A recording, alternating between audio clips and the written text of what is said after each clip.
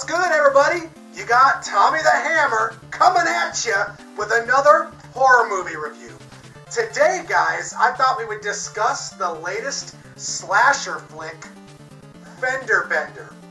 And apparently, this movie's directed and written by Mark Pavia, who some of you guys might know as the director of the below-the-radar cult film, The Night Flyer, which was also written by Stephen King. It was about vampires, and it had kind of a twist ending. I remember I liked that movie pretty much anyways, and I'm a huge fan of slasher flicks.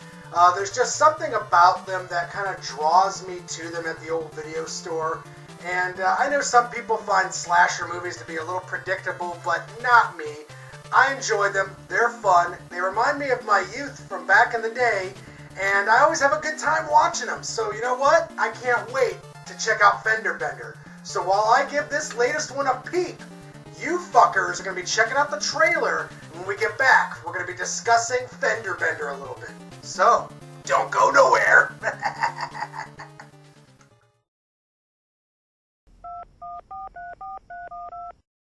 Lifetime Insurance, Mrs. Davidson speaking.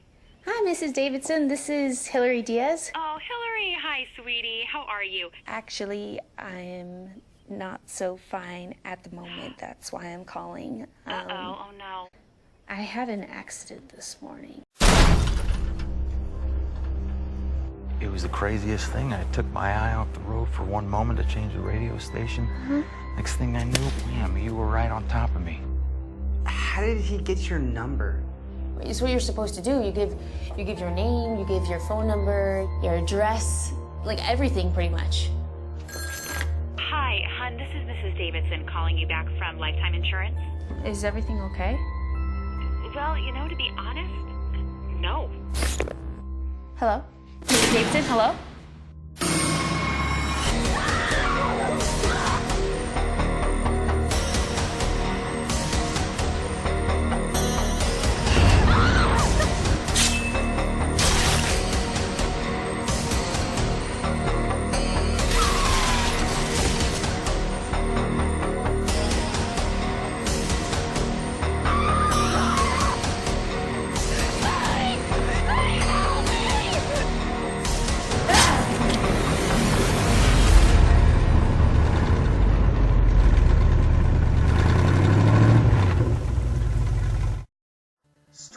Guys, I want to say that this movie gets a lot of things right, and it also gets a lot of things wrong. First and foremost, I think I should express that this movie itself was actually produced and funded by Chiller TV.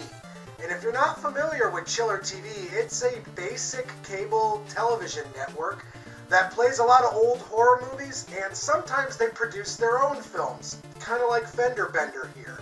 Now, that doesn't really necessarily turn me off, per se, but it really kind of does set the stage. I mean, when you see that from the get-go, you kind of know what you're getting yourself into. Now, with that being said, though, I want to also say that there is some talent on display here. The director obviously knows what he's doing. And the overall soundtrack was fucking amazing. It really pulls everything all together. Had the soundtrack not been so omnipresent and retro in its execution, I feel like Fender Bender would have fared a lot worse. Let's talk a little bit about the actors. I was not engaged with anybody involved whatsoever, with the exception being the main psychopath, but the main cast, not so much. The lead female actress, I felt like she was a little too weepy for my taste. A lot of the film, she just kind of spends her time crying and whining and moaning. So the acting is not where this movie's strong suits reside. But the ending, I'd have to say it was quite a surprise. I did not see the ending for Fender Bender coming. And that was kind of a nice little treat. After having everything else kind of, served to the audience in a very cliched manner, I feel like the ending kind of went for a more daring execution. And that's probably one of the finer parts of this movie, is how everything ends.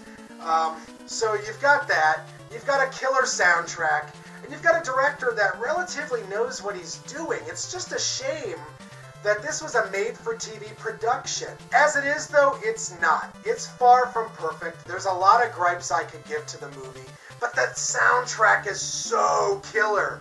If you don't even watch the movie, look up the soundtrack by Night Runner. It's a banger. But the movie itself, out of 10 stars, I can only give it 6, folks. It's not the best slasher movie I've ever seen, but it certainly isn't the worst, and it sufficed.